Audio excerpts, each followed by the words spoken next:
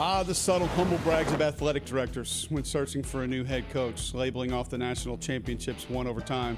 Cole Cubelic, Greg McElroy, we're filling in for Paul Finebaum today. Good to be with you on Rivalry Week. Let's go to Pat Forde of Sports Illustrated. Discuss this Florida job that's now open, Pat. In the grand scheme of things, the landscape of college football, how do you view the Florida job today? I still think it's a great job, guys.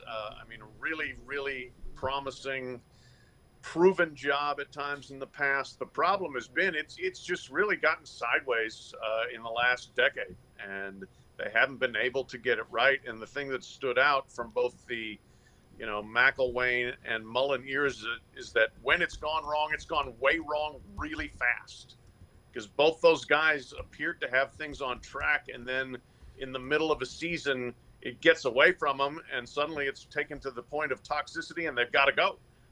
And so what's the problem there? What's the disconnect? I'm not 100% sure. I do know this: going forward, they're opening an incredible new football facility there that they think will help them make inroads in recruiting. They just need a guy who's going to recruit better than Dan Mullen did. So, with the talent around them, with the facility pieces coming further into place, I don't understand how Florida can't be a top 5, top 10 job, for the foreseeable future, as long as they get the right guy and don't let things tailspin when something goes a little bit wrong.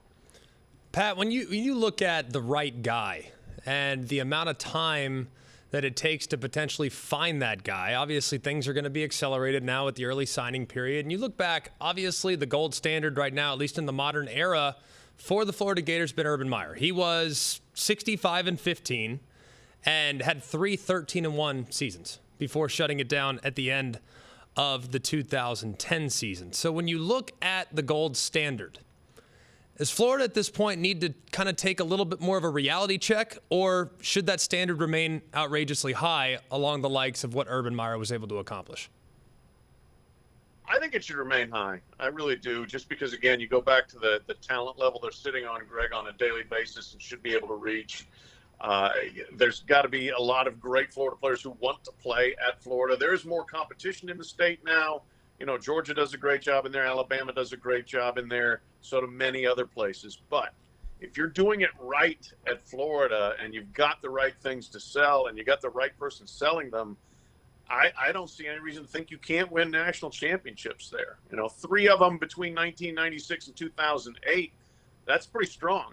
Outside of places like Alabama under Nick Saban and Bear Bryant, that you don't see people doing better than that. So, I think that can be replicated again if you get everything aligned in the right direction there. Pat, where do you fall in, I guess, the measuring competition of how much these coaches are making now and how quickly it looks like we're making some of these decisions when things aren't exactly as maybe the fan base would like it to be?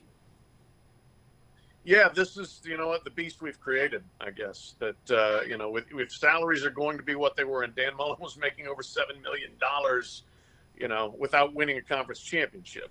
So that's a lot of money. And with that is going to come outrageous expectations, incredible pressure, and incredible impatience. There's not that many places nowadays that will let you have more than one bad season. In the case of Mullen here, we're talking about 3/4 of one bad season. Now, it did get real bad, but still, that's all it took. It used to be if you were established, successful coach and you had one bad year, it's like, okay, we'll give you another year at least to try to get it corrected. That's not the case anymore. And we're seeing the salaries just continue to explode, obviously, with what Mel Tucker's reported deal on the table is. And I think some of the other ones that we're going to see here as this coaching cycle continues to evolve. The money is incredible, but with that comes great expectation and great pressure.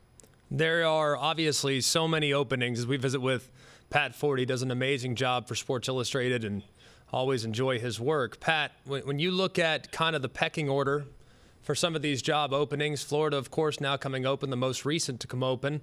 USC's been open for quite a while. LSU is going to be open here very soon, now that Ed Orgeron is entering into his final few games as the Tigers head coach. Virginia Tech is available. There's going to be others. What's the pecking order right now? If you're offered every job, what would be the order that you would consider these openings? if it's me, I'm probably looking at USC because I like the beach, I like the weather, and I like the fact that I think out there, if you lose more than one game in a row, they don't want to run you out of town necessarily right away. LSU probably the best in terms of, like, you've got that great talent-rich state almost to yourself, and everything else is in place. So, like, if you're just thinking purely, how can I win a national championship quickly? That's probably the place to look, because the last three coaches have all won national championships there, and two of them I'm not even sure were great coaches, in Les Miles and Ed Orgeron. But the thing is, man, as I've said, it's like riding a tiger. You fall off, the tiger eats you. At USC, you fall off, they might help you get back on the horse for a minute before they then eventually get rid of you. And we've seen now at Florida, which again I think is a great job, but also there's not a lot of patience there. So if you're putting all those three things together, and my goal is to stay employed for longer than 3 years, I want to go to USC. Thanks for watching ESPN on YouTube. For live streaming sports and premium content, subscribe to ESPN+.